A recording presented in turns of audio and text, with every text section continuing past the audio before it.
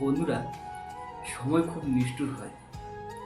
তাই তো সময় শেষে যে আমরা বুঝতে পারি যে পৃথিবীর সবথেকে খারাপ ব্যক্তি আমরা নিজেরাই।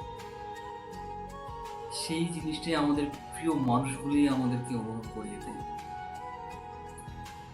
আরেকটা কথা, যখনই তুমি দেখবে তোমার শত্রুর টেবিলে তোমার বন্ধু একই টেবিলে বসে চা খাচ্ছে, অর্থাৎ সে বন্ধুরূপে শত্রু।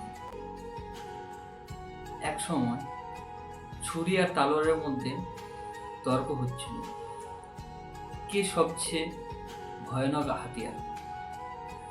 ঠিক তাদেরই পিছনে জিভা মুচকি হাসছিল। কারণ জিভা মনে মনে ভাবছে যে তারা দুজনে জানেই না যে সব থেকে তো ভয়ানক হাতিয়ার আমি,